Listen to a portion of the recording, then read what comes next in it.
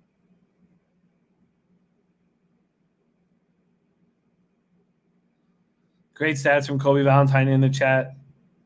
Mr. Goku says Diamondbacks real good past few games. Sorry,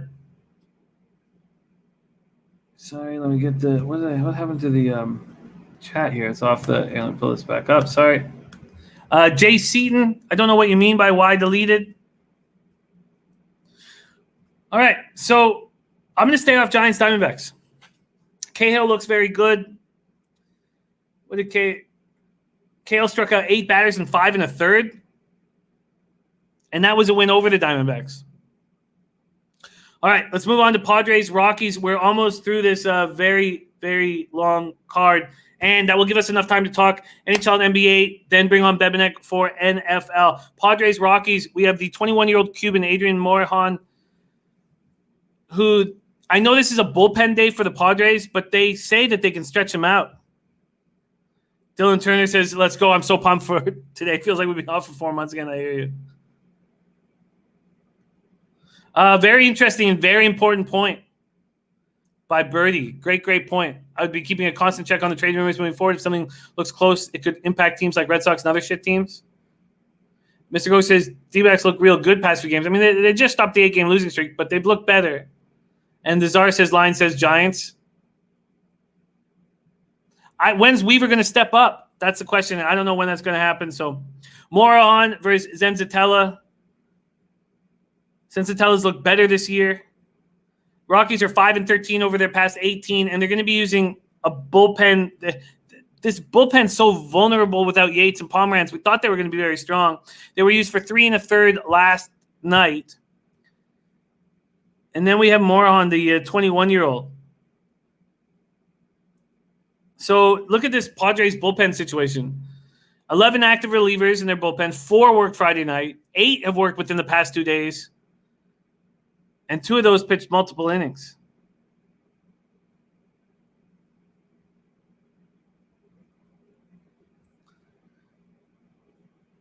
And this total is now at 13. Wow. Of course it's at 13. And it opened the pinnacle at 13. All right. Wow. I get it. Paco Healy says don't like that they use Cal Quantrill last out. Wow, that's a wild stat. 13. I still think it can go over, but Mr. Wisdom on Rockies' first 5 money line.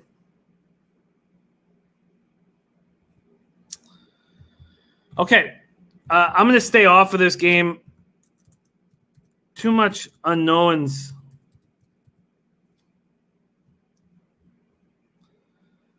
And sad news from JR. Rip Cliff Robinson. Yeah, it just doesn't end this year, does it?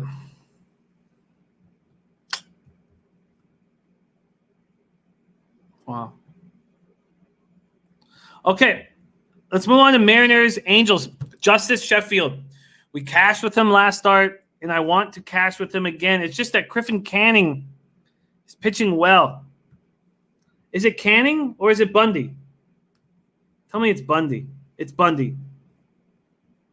Okay, good.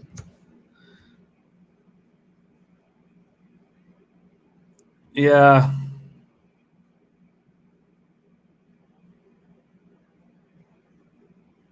Yeah, it's sad. Sad. Okay. Sheffield, 2-0, 1 ERA, 2 earned runs in 18 innings last starts. You know what? Angels don't hit lefties. I think Sheffield is very good. Jenny Tools is on Mariners Angels first 5 under 4.5 today. That Mariners lineup that they tried out yesterday was awful. I could understand why you were on that first 5 under 4.5. Thank you, West Coast. Much love. Thank you for the kind words.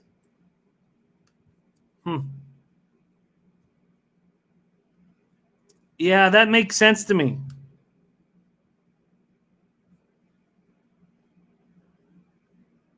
That under 4.5 makes sense to me. Let's just take a closer look at Bundy. Past 2 starts, he's allowed 8 runs on 11 hits and 9 2/3. AM in the house. We love you, AM. We love Coactus, too. Great capping family. DJ Green, I will be doing that in a second here. You know, I can't trust Bundy right now. Von Polo. OG, low bagger. I'm going to take Mariners first 5. That's where I think I have the biggest edge in this.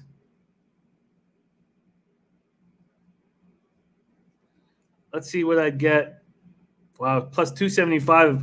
Oh, no, that's sorry. Just want to see what minus a half is. Oh, it's not up yet.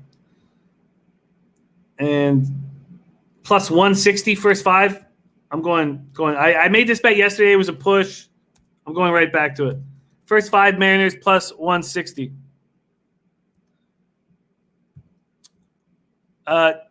Birdie says they're selling, Jimmy. Who else can they sell? Joe Yurkovich says Justice can't be trusted. LA teed off on him before. 4 runs, 4 hits, 4 walks, and 3 innings in the opener of the season. And I give him a pass for that. I've watched him the last 2 games. I think he's pitching very, very well. I hear you, Joe. But I think he's pitching very, very strong.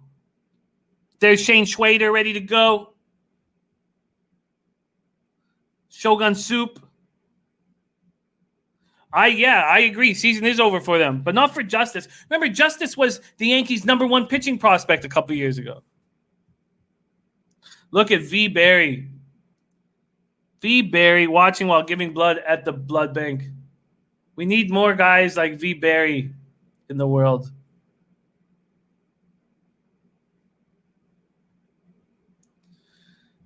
Jason Lowry says, Mariners bit me yesterday with my team total over 1.5. First 5 couldn't hit Heaney, maybe regressing with all runs Seattle was scoring lately. Yurkovich likes the full game under better than first 5 under.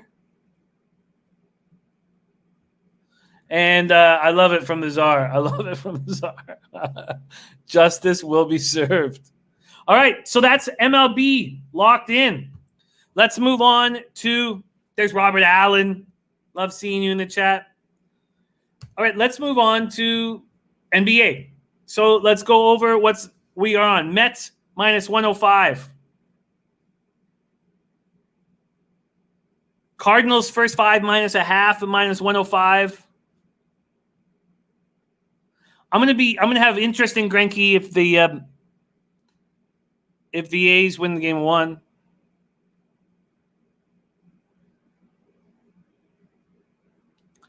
First 5 under 4.5 and Rays Marlins.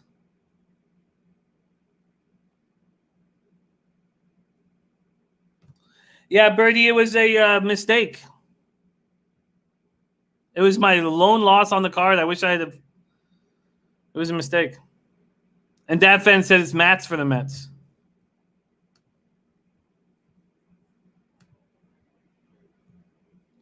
Really? I still have Gisselman.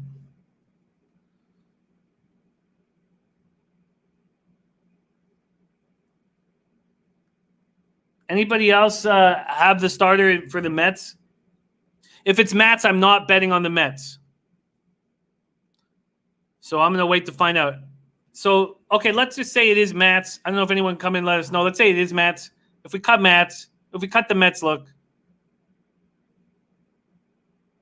Oh, it's all good, Birdie. Ken, I haven't spent enough time on it. There's such an enormous card here. So Cardinals first 5 minus a half. I really like.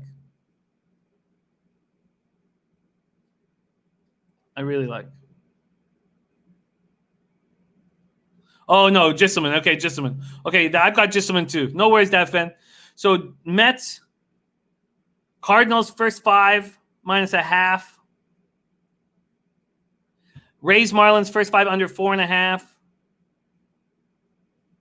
Thank you, Anthony. Nice, Jason. It was a very easy win. Rangers first 5.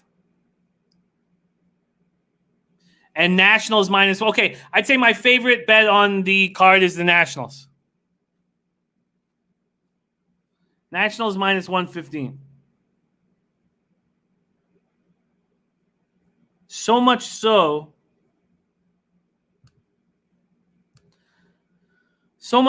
that I'm going to double up on the Nationals. First 5 in full game.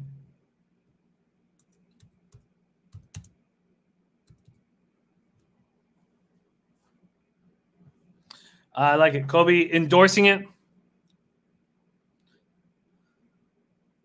And then I'm on the Mariners first 5 and plus 160. All right. There we go. So best bet, I would say Nationals. Second best bet, I would say, I wouldn't even say it's, I guess so. Second best bet, I would say Cards, first 5 minus a half.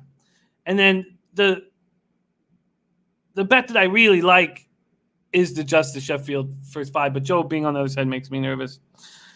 They're hitting. And now you got Jay Hay hitting, Howie Kendrick hitting. You got Soto and Trey Turner hitting.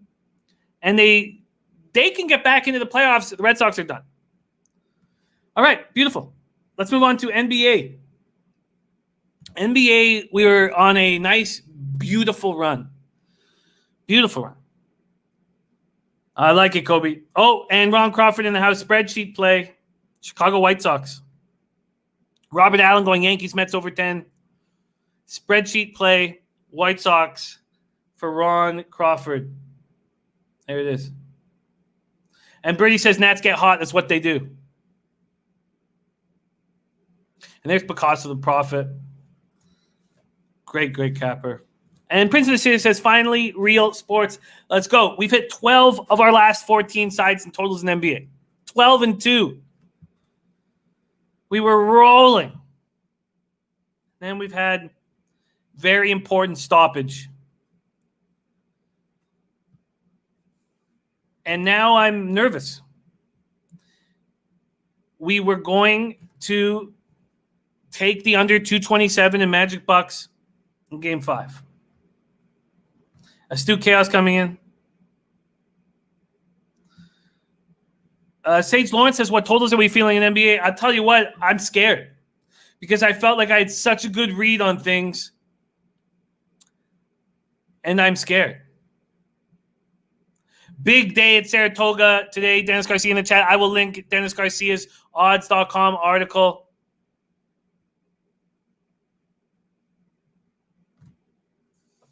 I'm scared. I know scared money, you don't make money. I'm pensive. How about that? What happens to pensive money? Okay. Orlando, Milwaukee. This total is down to 225, 225 and a half.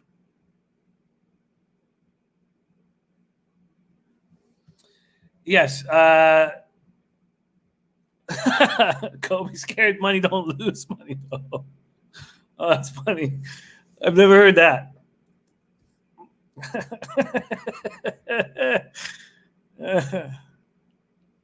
Okay.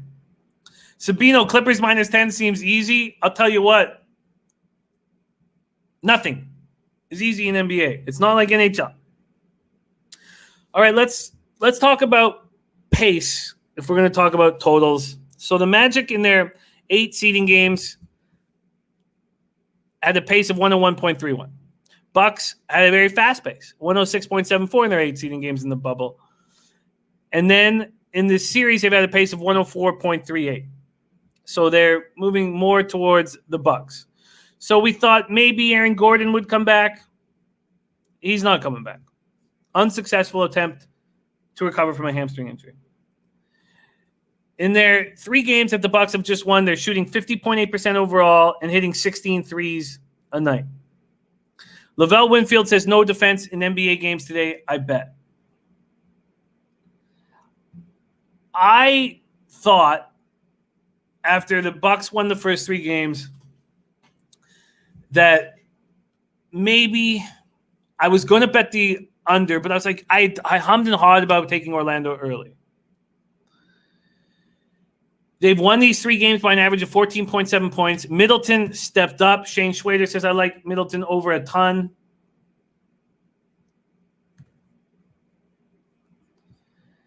And there we go. Sorry.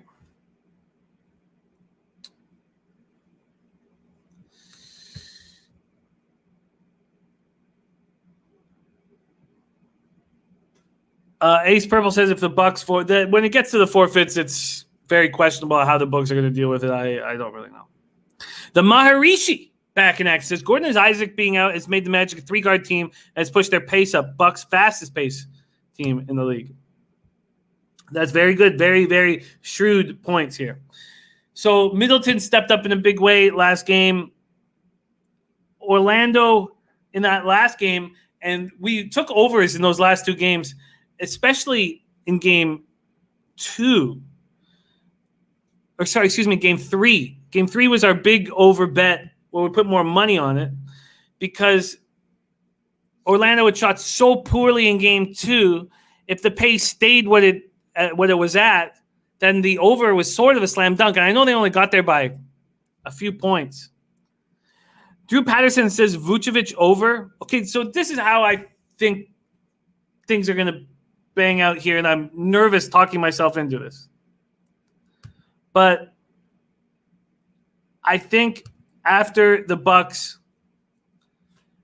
made the point of being the team to stand up first, say we are not playing, what's going on is unacceptable.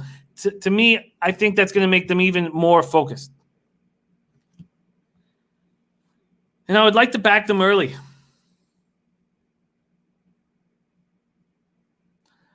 I think the Bucks are laser focused here and beat the Magic badly.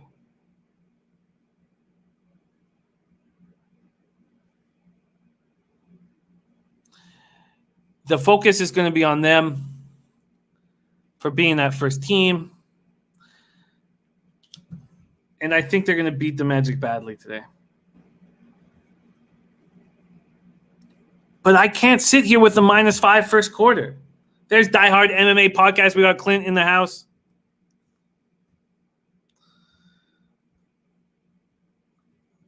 I have terrible ROI on these big favorites first quarter.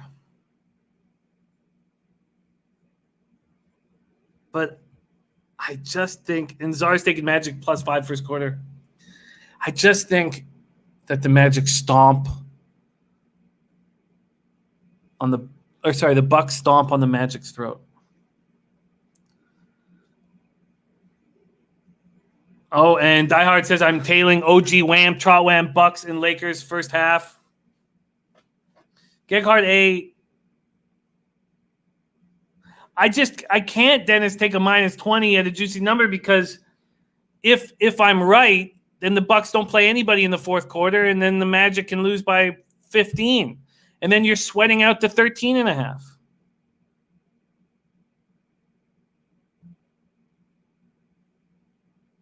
That's an interesting look that I'm not fully sold on. But it's a very interesting point. A lot of players mad at Bucks for doing it without telling people, so Orlando might actually play with a little aggression that wasn't there before making them look like fools going on the court.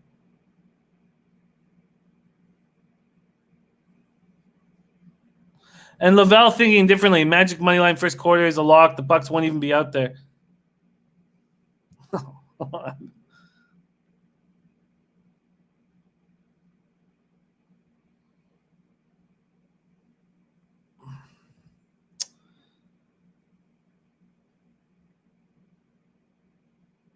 And Mo Sports, we got Big Mo in the house. Says, great thing, Jimmy. Bucks coming out hot today, and Magic will shoot to keep up, taking the over in this game. I don't trust the Magic to hit those shots. That's the problem.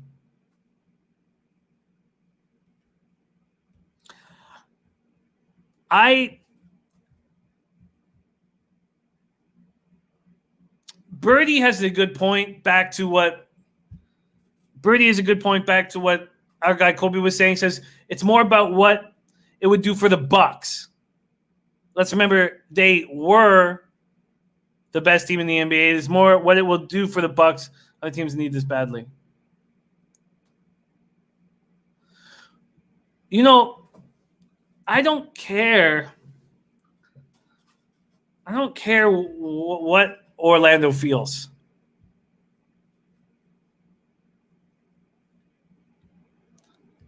I understand that idea, and it's a valid thing that we should talk about, but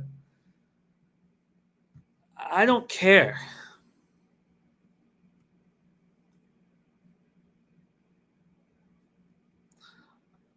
The Bucks had all the attention on them today.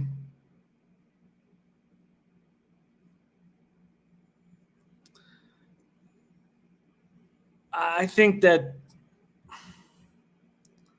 5 is just such a shitty first quarter line. I think they go out and they just smash the Magic.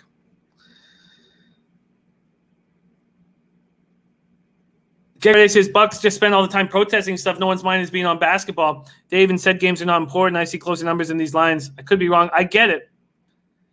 But it's not like they hadn't been playing basketball nonstop in a bubble environment for a month. Maybe they wanted a couple days off.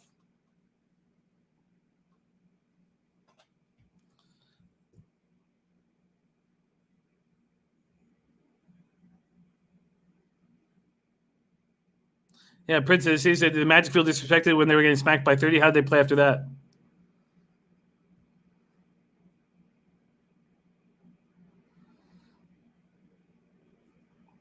All right. Ace Purple, there's no Gordon. So don't get that rest thinking that it's going to help Gordon. And look, Fournier, Fultz, Gary Clark, Ennis, they've shot 33.3% over the last 3 games. I think the Bucks smash. And I'm going to have to put my money where my mouth is. Oh, man. All right. I'm going to be on Bucks. First quarter, first half. 5. That's a lot of points. It's just so many points. 8, 5 and 8. Ugh. All right. Oh, scary. Okay. First quarter, first half. Bucks smash. All right. I got some balls. Got some balls, Prince of the City. Bucks smash, first quarter, first half. I'm not going to take the full game instead. Lavelle Winfield said, you see what happened first game due to rest? But Lavelle, the Bucks were playing horrible in the bubble.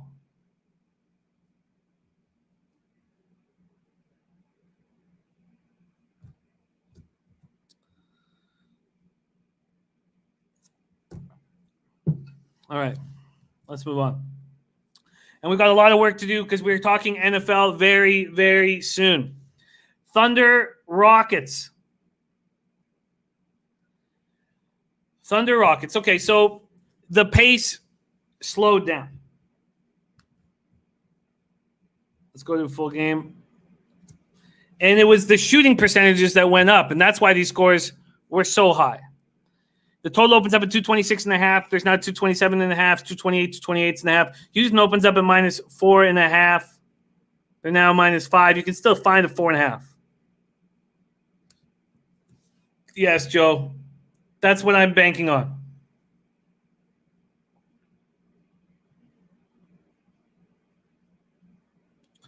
Jason Lowry says Westbrook, I believe.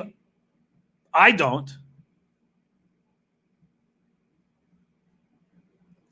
Gegard says, this is an overall away for me. Thunder and Rockets, Westbrook back. All I see is free throws. David Martin says OKC Thunder or OKC under. I would be closer to making a move on the under than I would on the over. You've had Westbrook not playing the first 4 games of the playoffs, and he's going to change the rhythm of the offense. Astute Chaos, we're going to talk NFL very soon. We plan on talking about it in 5 minutes, but it'll probably be 10 minutes just because we got to get through NHL quickly.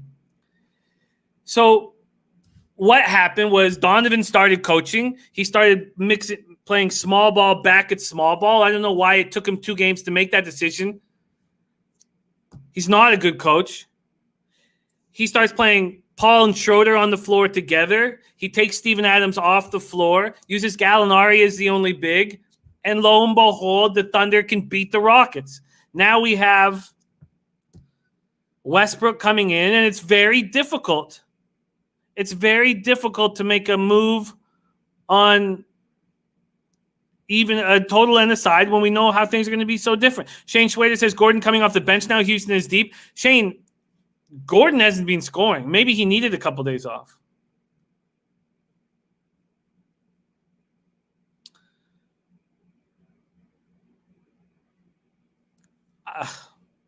DJ Green says, how's Westbrook going to affect the game today?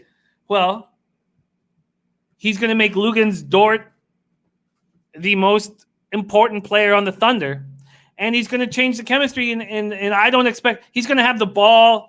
He's going to have the ball violently towards the basket, and so maybe there will be more. Maybe there will be more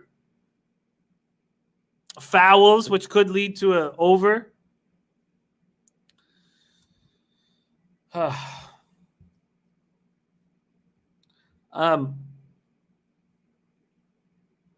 Gregor Wilson, he won't be playing huge minutes, though. I need to watch. My lean would be towards the under with Westbrook on.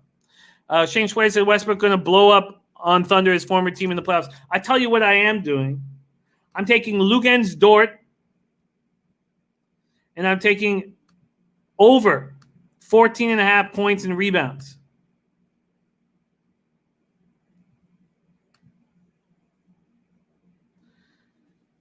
That is what I'm doing.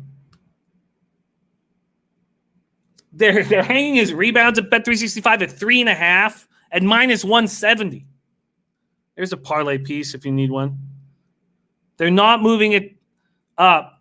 That I'm gonna hit. I expect to hit this unless he sprains an ankle. That's going to be my only look on this game. Luguentz Dort over 14.5 points and rebounds. Shane Schwader saying take the Markelle Fultz 13.5 points over at plus money.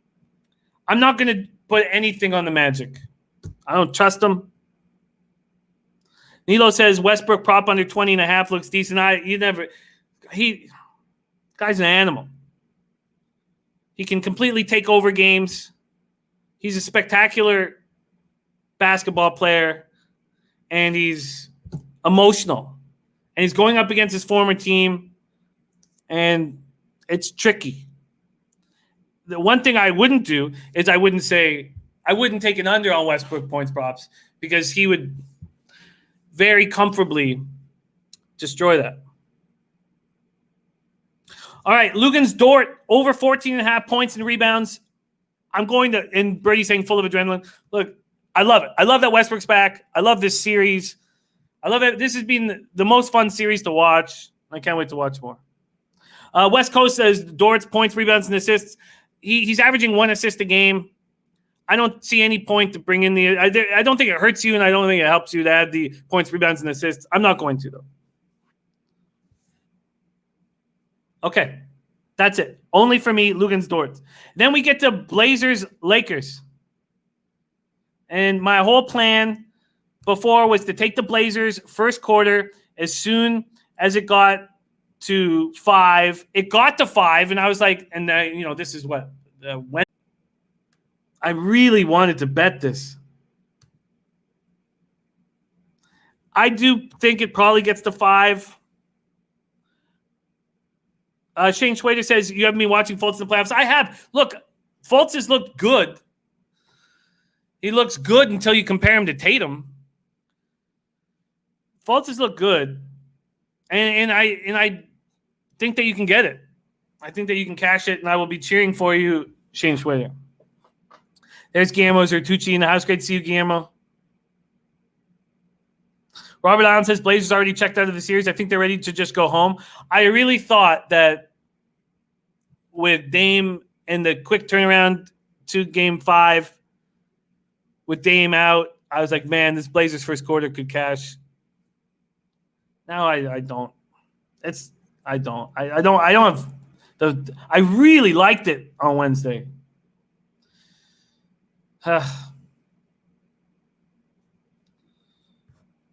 Rondo should be playing more. I guess I think he's back. Oh, Shane, I love you, homie. I think that Rondo will be playing more. I think he's back off of his back spasms. Princess City says, I think I'm staying away anything Lakers. LeBron's turned all players in bubble against him. I just Andrew says CJ, has a broken back. Lillard leaves the bubble. Dennis Garcia says on Wednesday it was a great play, and it's not anymore. Blazers Lakers. It does feel like the Blazers have checked out, and Nilo says I think the Blazers are done. I want to watch how the LeBron's been heavily involved in everything that's gone on the last few days. We have Trotwam making a move on the Lakers first half. It might be a great spot. At this point, I'm just going to stay off, and we have to talk about NHL. So it's the same line as Orlando, Milwaukee, but a different situation. Chris Smith says Lakers first half easy. Ace Purple betting my life on the Lakers money line. I hope your life is worth a lot of money, because the Lakers money line is minus 1,200. I miss it too, West Coast. Okay. So that's it for me. I'm on Bucks first quarter, first half. I'm on Lugens, Dortz over 14.5 points and rebounds. Okay, let's move on to NHL. We are on a nice roll in NHL. And we talked a little bit about it yesterday. So we don't need to dive into it too much. You guys already know I'm on the Lightning again, Game 4. And I don't believe in Halak. I think that there's an enormous advantage with Vasilevsky over Halak. This Lightning team is rolling. I did we doubled up in Game 3 on the over. But we were fortunate to get there with the Bruins only scoring 1 goal. Let's move over here very quickly. It's a pick-em, minus 110. And this total's at 5.5. How could they be hanging at 5.5? Robert Allen says, I like this game to be very tight. Brotherly Hype says, I don't see what you see on Lugens. I see him as obviously, I shouldn't say most important player, but he'll play 35 plus minutes tonight. They need his defense so badly. Yes, Dort is averaging less than 14 points and rebounds last 10. And now with Westbrook in the lineup, there's nobody more important when the Rockets have the ball than Lugens Dort. So I hear you, Brotherly Hype. These are just, educated guesses, and that's what gambling is. And, I'm not saying it's a lock or anything like that. Michael Lunde says these guys being in the bubble for a month, once they feel they can't win, they're even more likely to give up.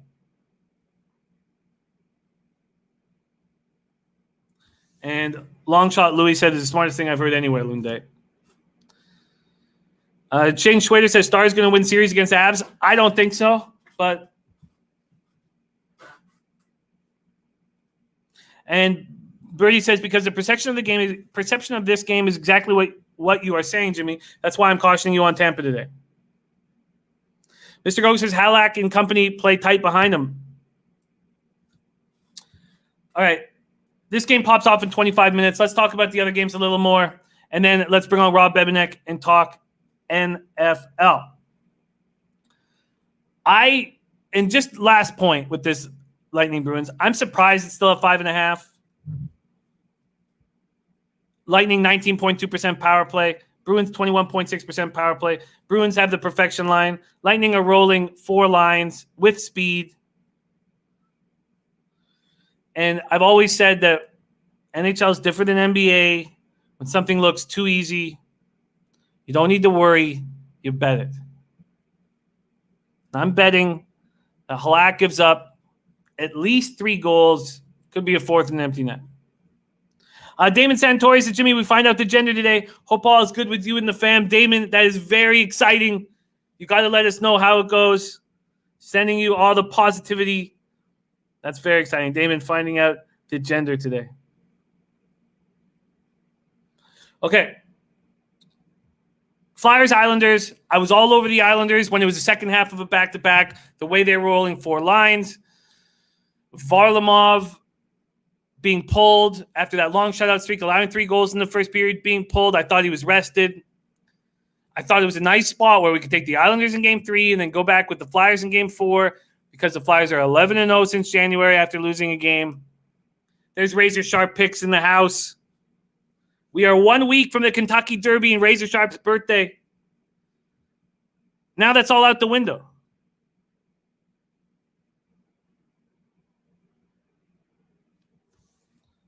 It's all out the window. So the Flyers' power play was 4% moving into this round. They've scored a couple power play goals. They're a deep team. They decide whether they bring in a Hag as a 7th defenseman or not. They decide whether they bring in JVR or Loughton. And there's no deeper team in the playoffs than the Islanders. We've seen that. Beauvillier, Lee. I mean, we're not even talking about Barzal. They're a very good hockey team. Dennis Garcia says, now you can take Philly Game 3 and New York Islanders Game 4. The one thing I can't do is I can't fade the Islanders. That is proven not successful for me. So Islanders, Flyers. Flyers are slight dogs at Bet365, -105 to -115. This totals at 5. Juice to the over at -120. Chris Smith says, let's go Flyers. Not betting, just watching. That is what I'm going to do as well. Then we get to the Knights Canucks. And we talked about this yesterday. We've talked about it throughout. The -210 for the Golden Knights on a neutral site is absolutely ludicrous. We got +185 on the Canucks in Game 2. Cash that. And now the Knights understand that this is going to be a tough series. This was not like the Blackhawks when they won that one game where Crawford stood on his head and the Knights outshot them 48-20. This is a very tough team, and they know they're in for a dogfight. Chris Smith says Nucks again. I get it. And at this number, you could bet the Canucks every game in this series, and if they win 2 games, you're rolling. But I didn't bet him in Game 1. I bet him in Game 2 and cashed. And I'm going to leave it alone. The key of this series and how this Knights can be -210 to make it so ludicrous is the Canucks are winning. In Game 2, they won 66% of the faceoffs, 43-22. Horvat went 21-5 from the faceoff circle. DeBoer's made this very questionable decision, giving Leonard the starting job when this is Fleury's team. Spenny Pennybomb says Markstrom's so much better than Leonard. He's better than Leonard. They're blocking shots. They blocked 40 shots. The Canucks hate the Knights. The Knights don't hate the Canucks. We've talked about that over the last few days. When one person hates the other person, the person who hates you will beat you up, even if you're tougher, because you don't have the hate. Marky P. Bonus says, I live in Boston and I have my whole life. Guys, I'm on Tampa in this one and the over in this one. Robert Allen says, Canucks faster team and Markstrom might be the best goalie in the bubble right now. So if the Canucks light up Leonard and then they move to the Flower for Game 4, whenever they play the Flower, the Knights are going to play very hard in front of them. So, Rafael Vasquez says, how is Boston today? Look, I'm on the Lightning. I think Lightning are rolling. And I think the Knights have woken up, and I'm going to watch this game very closely. And I'm not going to bet it. From a total perspective, people have been hammering the over. A lot of people hammered the over live because the first period's been tighter, and we know Vegas plays the first period unders nonstop. This total's at 6. And at this point, I'm going to watch my favorite team in the world. And Jim Rami says, can lose easy, but price is good. Brady says, I like the Canucks today. Knights are going to go after Pettersson physically because they have to, and the Canucks will kill them on the PP. The Knights coach will have them banging Pettersson today. I just wish we had someone to protect them, like a Ryan Reeves. Instead, JT Miller has to do all that, which is ridiculous. But Toffoli back is a huge difference maker, and I'm just going to be a fan tonight and cheer on the Vancouver Canucks. All right, so one play for me in NHL. That's Tampa Bay Lightning -1 at +149. And in NBA, 3 plays, Bucks first quarter, Bucks first half, and Luguentz Dort over 14.5 points and rebounds. We already went over baseball. It is time, for the first time in a long time, to talk NFL. And who better than our NFL expert, Rob Bebenek, in the house. Bebsy, baby, what's happening? What's going on, Jimmy? Good to see you, buddy. Good to see you, my friend. NFL. Usually we've been talking about it for weeks because there'd be an exhibition season. There is not going to be exhibition games. First off, how do you think that affects these teams going right into the fire? I think for veteran teams, it's going to maybe help them. It's going to give them a slight advantage just because these guys know how to prepare. They know how to be ready. They usually don't take a lot of snaps anyways. It's going to affect younger teams more, and it's going to affect teams that have new coaching systems more. Understand. That makes sense. We're going to go through, first off, some week 1 looks. Then we're going to move into the futures market and player props. And then we are going to go into the team futures market, win totals, NFC, AFC, and Super Bowls. Let's get to work right now. Week 1 NFL. Why don't we start off with the first game of the season? Texans, Chiefs. This total at 10. It's juiced to the Texans at -120 at +10. If you want the Chiefs right now, Bet365 at -10. It's +100. This total is at 54.5, and we don't have a first half line here. Let's see if other books are handing out first half lines. I imagine they are. Let's move over here to NFL. First half. First half is only out at one book. It's at 6 right now. First game of the year, Bebsy. Texans, Chiefs, what are you thinking? Well, normally I like to stay away from games with this kind of spread, but to be honest with you, this spread might even seem kind of low. Simple reason, one team had a perfect offseason and the other team had a disaster of an offseason. I think that's going to play out in week 1. We already know what the Chiefs can do. We already know how easily they can put up points. They had an offseason where they re-signed Mahomes for $500 million. It looked like Chris Jones was out the door. They got him back on a longer deal.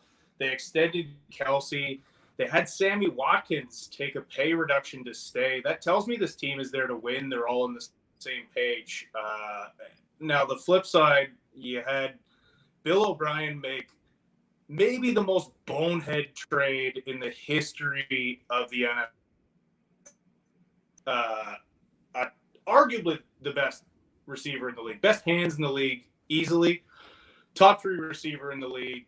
They gave him away for nothing. And that's got to, A, piss off Deshaun Watson, and B, like, how do you, as a team, how do you look at your coach, who's the one who made that deal, and be like, yeah, I want to play for them? Would you say a first half look on the Chiefs at -6 or a full game -10? What's more appealing to you? Hello? Hey, you did we lose you? I think I got you back there. Okay. We never lost you, so let's keep rolling. What do you think's the more appealing spot here? The Chiefs first half at -6 or the Chiefs full game at -10? And what do you think about this total that is sitting at 54.5?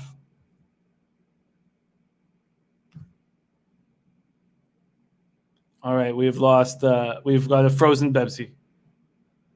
We have got a frozen Bebsy. Beach Boss says, Rob, on that syrup. We have a frozen Pepsi. Dennis Garcia says 10 is too many, Houston, or pass.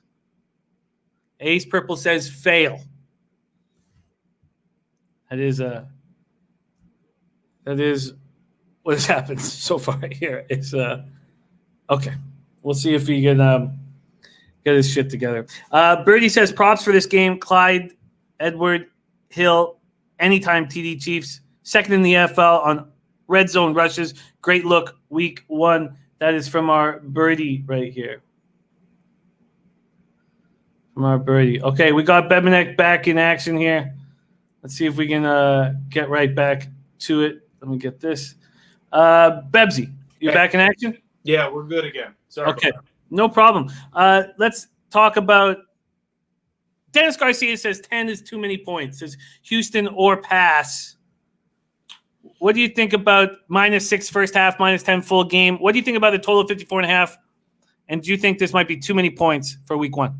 Yeah, I mean, again, I would normally say, yeah, this is too many points. I'm just looking at a team that's full of firepower and has no problem putting up points. And I'm looking at the Texans like they're going to take a big step back this year, and I don't think the Chiefs miss a beat. I mean, I agree with Dennis in principle. Like, that's too many points. But just not in this case. I really think the Chiefs come out flying.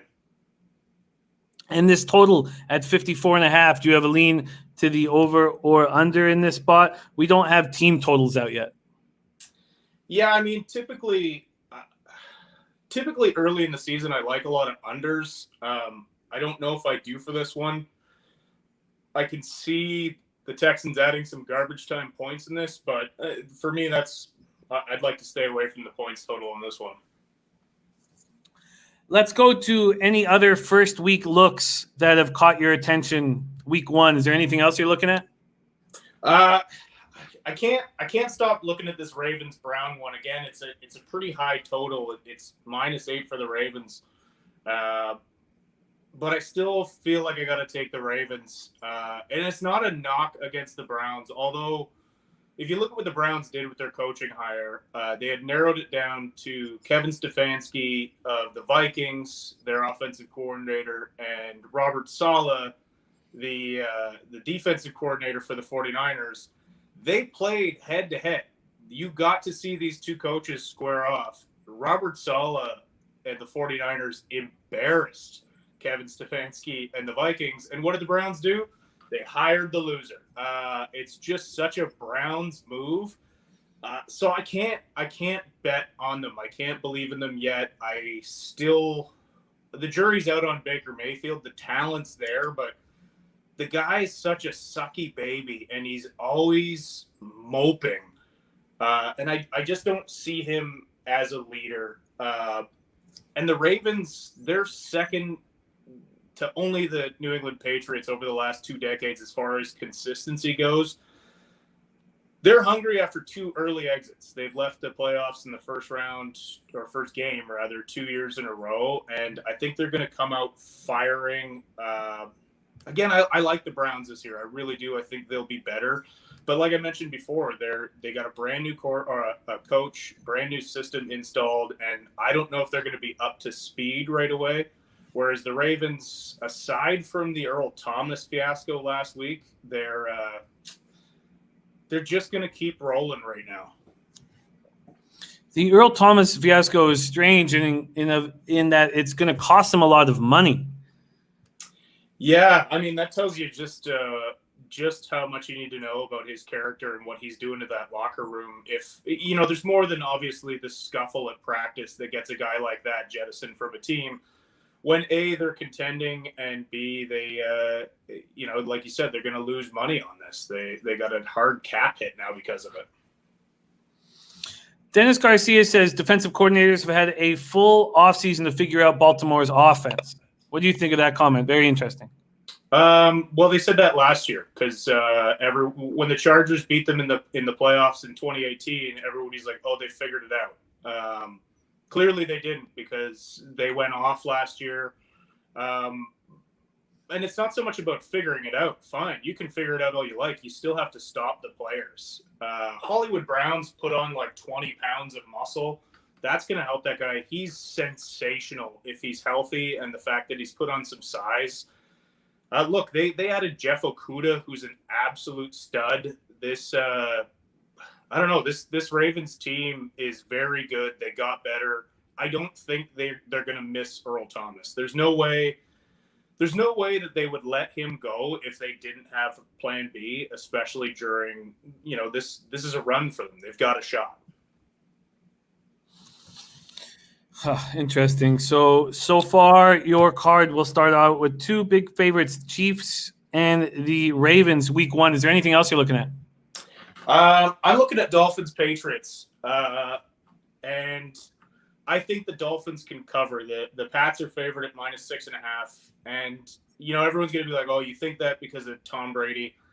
I don't think that's a huge factor. I really don't. At this stage in his career, I don't know how much Tom was helping them last year. They did lose a ton of players, like a lot of opt-outs and some important guys, namely Dante Hightower. His absence is going to hurt them a lot, I think. And I believe Patrick Chung also has opted out. And those guys are just like, quality vets that they're going to miss. But the Dolphins always play the Pats tight. That's why I think they can cover the spread. I think they're probably still going to lose the game, but man, Brian Flores, he impressed the hell out of me last year. That team, I thought, had a legitimate shot at going 0-16. The Minkah Fitzpatrick thing at the start of the year, the Laramie Tunsil trade, I just thought that team was going to fall apart. But you saw them rally and you saw them play good football and get better as the season went on. So it's more that I believe in Flores and how well the Dolphins play the Patriots than I think the Patriots are going to be that much worse. I think the Pats are going to keep rolling. Noli knows a man that's made unders great again. He always looks for unders, and he likes Patriots unders this year. What do you think that as a trend? And for week 1, this total is at 43.5. I fully agree with Noli on this one. I do think Patriots unders all year are going to look good. Look, their defense is still going to be phenomenal. They still have Bill Belichick as a head coach. I think Cam Newton, if he's healthy, he's going to be just fine. I don't think he's going to play like he did as an MVP, but everyone's saying he's looking healthy in camp. And they're just going to make it easy on Cam. But I do believe in a ton of low-scoring games, and I think the under on this one is really the easier pick than the spread. I'd be hitting the under hard. The spread, I still like Miami here. Miami +6, the spread at 43. Before we go into futures, is there anything else you are looking at week 1? Yeah. Well, there's two games in particular that kind of jumped out at me. One is Steelers-Giants, and it's only 3.5 for the Steelers.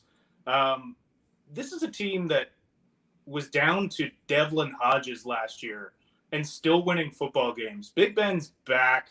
He looks like he's lost some weight, which can only be a good thing. But that defense is phenomenal. And why do we like the Giants at all? I mean, they have been the worst team in the NFL over the last 5 seasons. They have the fewest wins in the NFL. That's worse than the Browns, and that's bad considering the Browns went 1-31 for a stretch. And yet the Giants still have fewer wins. The Steelers, I think, are going to be a surprise team this year. I mean, they shouldn't be a surprise, but they are. A lot of people are kind of counting them out. And that team's going to roll, especially if Big Ben is healthy. I think he probably is, but they're still going to win this game handedly with or without him. And the other one is Raiders-Panthers. The Raiders are favored by 1.5, and I think that's too low. I really think the Raiders deserve a little bit more respect here. Offensively, they have a lot of weapons. Josh Jacobs was a stud as a rookie. Darren Waller's an absolute beaut. Hunter Renfro's kind of fitting into that system nicely, and I think Ruggs is really going to open up that for them. They've got some emerging stars on D. Max Crosby was a gem of a find. And if you look at the other side of the ball, you got the Panthers. Not only are they working with a new coach, new quarterback, yeah, they've got CMC and they've got more, but they've got a soft, leaky O-line right now. And that defense is going to be a mess without Luke Kuechly for a while. So I think those are two easy plays. I don't know if the Raiders are going to take the league by storm, but I do think the Raiders are going to be a very talented, respectful team this year. And I think the Panthers, they're looking at a top 3 pick for next year. Very, very interesting. And the Raiders as well. So early week 1 looks, and we'll be hammering this hard, but week 1 looks from Rob Bebenek: Chiefs -10, Ravens -8, Raiders -2, Dolphins +6, and the Steelers -3.5. I'm also looking at the points total in that Steelers-Giants game, 47.5. I would hammer that under as well. Again, just at the start of the year, even with the preseason, the defenses always seem to be gelling a little bit more than the offenses. They don't quite have their timing down, and it's sloppy at the start. No preseason games. Like, I think unders they're a real sexy play for the first couple weeks anyways. Mark Rosado thinks Daniel Jones has a good year this year. What's your expectation of Daniel Jones?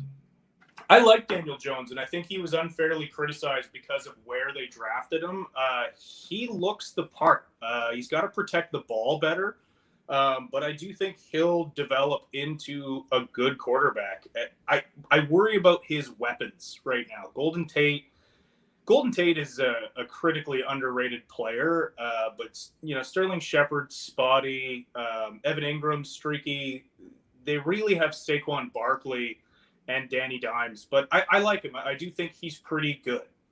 I like Daniel Jones as a career player. I think he's going to take some time still to develop, but he's going to be better than people have given him respect for.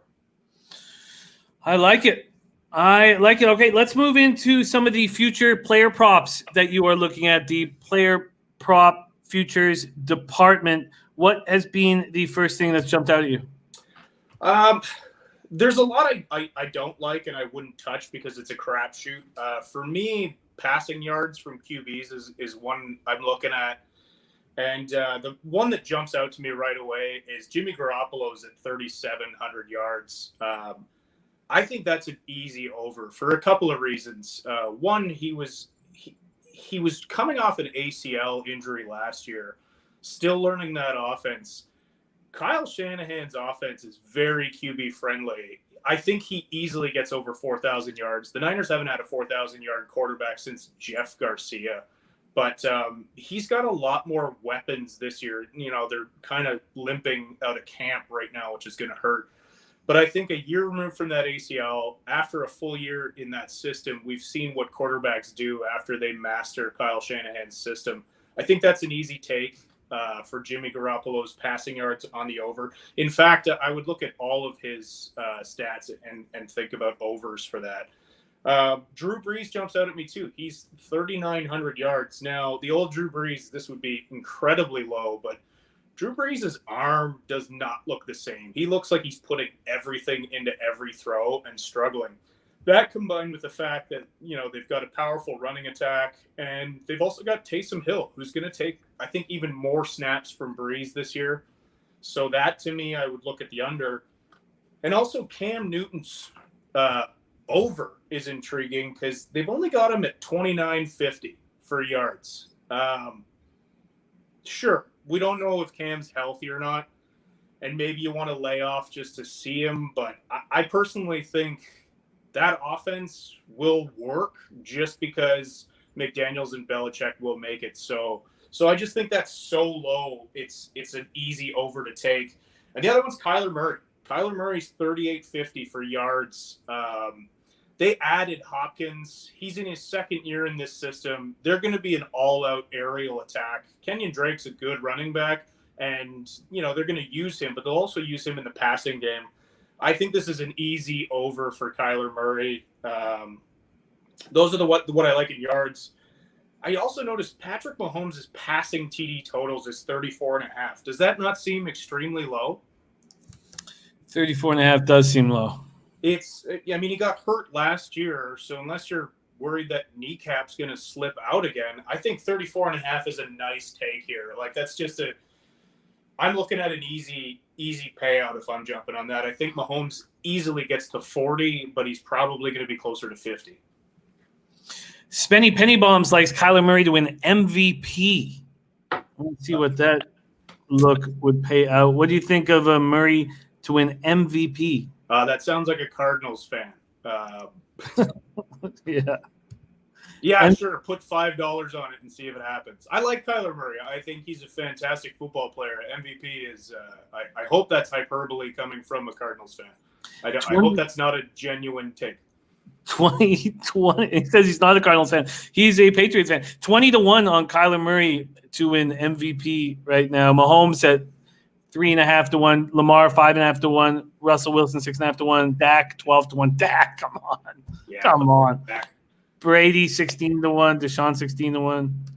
Interesting. I personally think that a non-quarterback could win it this year. I think people are sick of seeing QBs as an MVP. So unless somebody has a season, well, I mean, Russell Wilson should have won the MVP 4 times by now. The true definition of most valuable player. You take Mahomes off the Chiefs and they're still functional. You take Seattle, or you take Russell Wilson off Seattle, they're a 4-12 team at best. Yeah, no, I feel you. Good looks there. Okay, let's move. Do you have any other player props that you're looking at, or do we move over to season win totals and NFC, AFC, Super Bowl? I got one that's kind of fun, and I think I'm going to take it. It's Chase Young's sack total at 8.5. There's 2 reasons why I love this. Chase Young is an absolute phenom. He's so good. He was arguably better than the Bosa brothers at Ohio State, and he's coming into a defensive system where he has help up front. He has Ryan Kerrigan, he has Deron Payne, he has Jonathan Allen. That's a talented defensive front, so they're not going to be able to really key on Chase Young. So I can see him getting 10 sacks this year. I wouldn't go crazy on that, but I do like that pick. I like it. Chase Young over 8.5. There we go from Bebsy. Player props. Bebsy, let's move into the win total market. What are you looking at here? Let me move over there myself. Regular season wins. What is jumping out at you? There's 5 that I like, and I think they're easy picks. And then there's 2 that I'm kind of like, yeah, okay, I'm leaning towards this way. And so we'll start with the Atlanta Falcons. Their total is set at 7.5. I think 8-8 is easy for these guys. They underachieved last year. I think you and I both were on them early, and they really stumbled out of the gates. But towards the end of the year, they started to be one of the better teams in football. They stuck with Quinn when I thought they wouldn't, and I like that move. I think Quinn is a good coach. Teams have some down years. So, despite the fact that they're going to be in a tough division, I like the Falcons to press this year and maybe get up around 9 or 10 wins. So I like that one. The Bills are set at 8.5, and I feel like this is just disrespect to the history of the Buffalo Bills. This is a talented football team, and I think they'll be encouraged by the fact that Brady is gone. Again, I don't personally think Brady's a huge factor with the Patriots this year, but I just think the Bills are super talented. They had one of the best defenses in football last year. They added Quentin Jefferson. They added Josh Norman. On offense, they added Stephon Diggs. This is a good football team. It really boils down to how well Josh Allen plays, but they're probably going to win the division. And I just think 8.5 for a win total on them is kind of disrespectful. So that's an easy take for me. The Bengals are at 5.5. Now, they had the number 1 overall pick. We all love Joe Burrow, but the Bengals, they have so many holes in their roster still. They're going to get a lift because their left tackle, who was the first-round pick the year before, who didn't play all last season, he's going to play. They will be better, but they don't have it yet. and I really think 5.5 is high. They're in a very difficult division. That they could go 0-6 in their division, so they're going to struggle. And look, Joe Burrow, for as great as he was last year, look at that LSU football team. He had a phenomenal amount of weapons around him there. It's just going to be hard for him out the gates. I think he's going to get banged up. I think he's going to get frustrated. I don't see 6 wins for the Bengals this year. I might see 4, maybe. So I take the under on that. The Chargers at 7.5 too. They look, this Chargers football team, they always limp out the gates, but they're a fantastic football team. The Bengals coach on his way out midseason. Yeah, good chance. He really didn't do anything last year, and I don't think he's going to do anything this year. But back to the Chargers. Look, that defense is just absolutely lights out, and they added Harris to that secondary. So now you've got Harris, Hayward, Derwin James is healthy. They are going to be a nasty, nasty group on defense. Bosa's fresh off his new contract.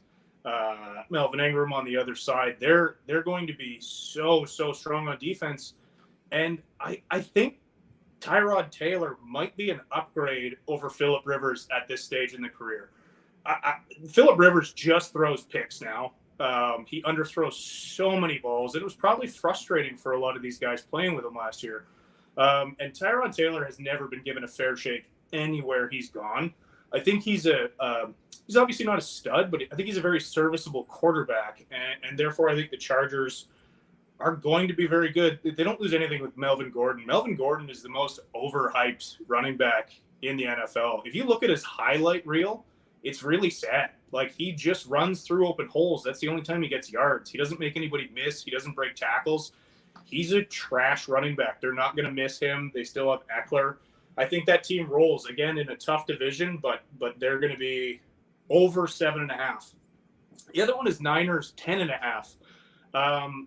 Look, the Niners lost to Forrest Buckner and Emmanuel Sanders, but they replaced them with Javon Kinlaw and Brandon Ayuk, who apparently Ayuk through camp has just been an absolute stud. And they're getting guys back like Trent Taylor. They're getting DJ Jones back healthy. Kentavious Street apparently looks phenomenal. They're only going to get better this year. 10.5, I think, albeit a high total. I think they're a 12 or 13 win team again. They're easily the best team in that division, and I say that knowing very well that the Cardinals will be better and the Seattle Seahawks are always good. But that, I think, is an easy total. Now, the other two that I'm looking at are Bucks 9.5 and Steelers 9. I like the Bucks under, and I like the Steelers over. I think the Steelers, like I mentioned before, are getting a little bit disrespected because of the lack of Big Ben last year.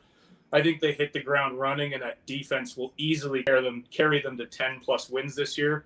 The Bucks, we're putting a lot of love in them because they added Brady and Gronk, but Brady's 43. Gronk didn't play last year. I don't know if you've seen any of the highlights from Gronk at camp. He looks like he can't run. He looks like a 50-year-old man with 2 broken knees. I understand he's a big beast, but he's playing at a smaller weight than he was before. I think O.J. Howard is still the TE1 in that offense. Who knows what Chris Evans is going to be like after that gruesome hamstring injury last year. But also, Brady's playing in a system that he's never played in before. And if you look at Bruce Arians over the years, he likes to air the ball out. Brady, I'm sorry, Brady fans, he doesn't have the arm he did 10 years ago. He underthrew a lot of balls last year. He struggled to get that ball out a lot of times. And now he doesn't have the system he had. He doesn't have the same timing routes he had. And he doesn't have the offensive line he had. I think they got a lot of hype to go 8-8 this year. We have a question in from the chat. Omar, we will review everything here at the end of the show. Jake Kaiser said, thoughts on Lions, Detroit Lions over 7. 6.5 is what's at Bet365, heavily juiced to the over. Thoughts on Detroit Lions, 6.5 or 7? To be honest with you, I'd stay away from the Detroit Lions because we don't know what that team is yet. I still don't know if I believe in Patricia as a head coach. he hasn't turned that team around like we thought. I think Jeff Okuda is a stud. I think he will transform that secondary, and that defense is going to get a lot better. I just wonder offensively if they have the juice to move the ball enough. Look, they're going to be right around that win total. I don't know if I love them or not, but my instinct is to stay away from that. Question here from Mark Rosado. Thoughts on the Eagles? Their win total is at 9.5, juice to the under. I think the Eagles should win that division. I think, look, they have two major concerns, and one of them is health. Carson Wentz is a phenomenal quarterback when healthy. He gets disrespected because he's hurt a lot. And then they lost Brendan Graham. Or they lost, wait, is that his name? Who's their guard they lost? He was the best guard in football last year. Why am I drawing a blank? Hold up here. I worry about them protecting Carson Wentz right now and keeping him healthy. I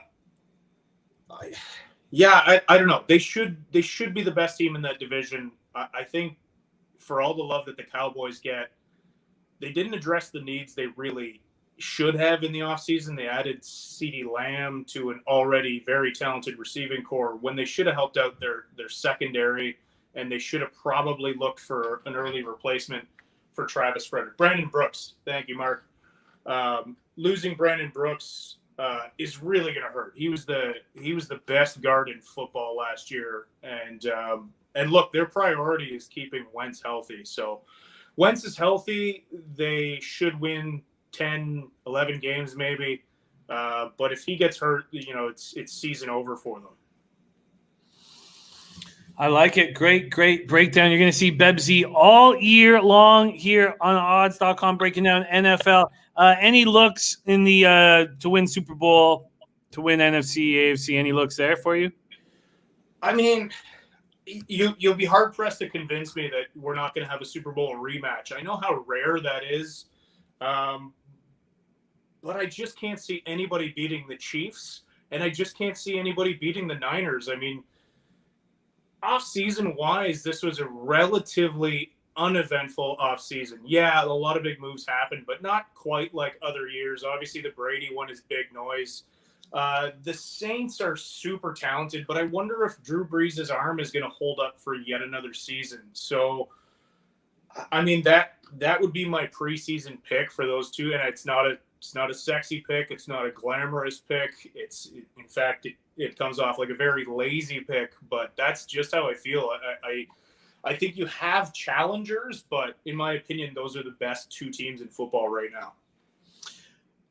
Birdie says thoughts on Packers 13-3 last year. Vegas brings out their win total at 9. Their win total here is Bet 365. It is 8.5, but minus 160 to the over.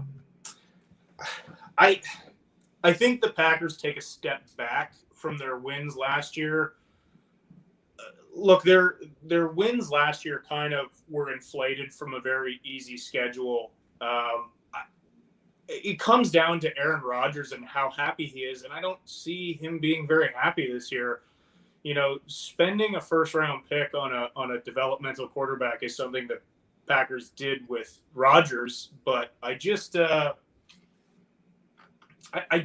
know how happy Rodgers is going to be, and I don't know how good that offense is going to be. I don't know. I'm looking at the under for that win total, to be honest with you. I think the Pack take a hard step back, and we might see Aaron Rodgers in another uniform in 2021. I think it could be that bad. Also, I don't know how they didn't address the wide receiver position. That was Green Bay's biggest problem last year, is nobody to complement Devontae Adams. And they just ignored that. And that's got to frustrate Rodgers even more. I don't like the juju that's going on there. And I wouldn't be putting any money on Packers overs this year. I like it. Rob Bebenek here. We are 2 weeks away from NFL action. Here is his Twitter handle at Rob_Bebenek. Go follow him on Twitter, and he'll be providing us with breakdowns all year long. Bebsy, also one of the best stand-up comedians in North America. Your debut album was just released. Could you tell us a little bit about it? Yeah, dropped my debut album yesterday. It's called Everything Is Fine. It's available on iTunes, Spotify, all that good stuff. Yeah, it was like my fourth attempt at getting this album out. I had audio complications a bunch before, but yeah, so far the reviews are pretty great. So if you want to check out something funny, I'm pretty fucking good at comedy. All right. Buzznut says, great NFL breakdown. There's going to be a lot more of this. Follow our man Bebsy on Twitter. Bebsy, thank you so much for joining us, sharing your insight. And Bebsy will be live Tuesday nights when the lines come out, and Sunday mornings pre-game. Bebsy will be breaking down analysis and figuring out who we should hammer. Bebsy, thank you so much for joining us, my man. Enjoy your weekend, pal, and I'll be in touch. Thanks for having me, Jimmy. Appreciate it, bud. There he is, Rob Bebenek in the house. Beautiful. All right, let's do a quick breakdown of everything that went down here on this show. We started with MLB, and I'm on the Mets minus 105. Mets minus 105. And then waiting for that second game on the Astros series. Do I have? No, I know I have one before Rays Marlins. Cardinals first 5 minus a half. I think I just skipped through that too quickly. And then Rays Marlins first 5 under 4.5. Rangers first 5. Thought maybe I'm a day late there, but. And then my favorite bet of the day is the Nationals. I'm on the Nationals first 5 in full game. And Desar says just head up. Yanks got DJ back at leadoff. LeMahieu is back in action. And then I'm on the Mariners first 5 plus 160. Going back to the well there. That was a push yesterday. In NBA, I'm on Bucks first quarter and first half. And then I'm on Lugens Dort over 14.5 points and rebounds. And a good point was made. I forget who was. It was about half an hour ago, and it was about the Dort could get into foul trouble. I'm sure that's what the Rockets will try to do. But Dort's one hell of a defender. And then in NHL, I'm just on the Lightning. That is the show. We've had 4 straight days all week, Tuesday, and that makes 5 straight days because we had a winning day on Saturday of last week. 5 straight winning days here on Betting with a Bag. I need 6. We have nothing without you, great cappers in the chat. Thank you guys so much. I will hit you for sure. Robert Allen, my man. The Czar, you were sharp. Loved having your input today on the show. Ken Ascap, Damon, Santori, West Coast, Birdie, Buzznut721. Love our guy Buzznuts. Mr. Gokster, Ace Purple, Diehard MMA Podcast, our man Clint, Dennis Garcia. There's a huge day today at Saratoga. Huge day at Saratoga. Let me pop over to odds.com and put on the link to our Dennis Garcia's article today. Little more action. Who doesn't need more action? There we go. Czar saying Irad Ortiz Jr. suspended at Saratoga. Jay Kaiser says, I'll tell some Dennis at Saratoga. Just hit that link. Head over to odds.com and check out our guy, Dennis Garcia, great capper. All you guys, Mark Rosado, Jake Kaiser, Mark Unkelfer, thank you guys so much for your support. It's been a good week, a really good week. But we have one more day to go to get more because lost a lot of money last week. But getting it back this week feels good. Ace Purple, much love, my friend. It says, if the Lightning win, I'll donate to the chat. If not, I still love you. Thank you, Ace Purple. And you never need to donate. We don't ask for anything, but you guys being here and supporting the show together and giving us your insights because it's together we defeat the juice. Together. Thank you, Shaf. I love you guys. Have a giant Saturday. We will catch you back here Tuesday at 10 a.m. Eastern. Leche, hey, those bookmakers!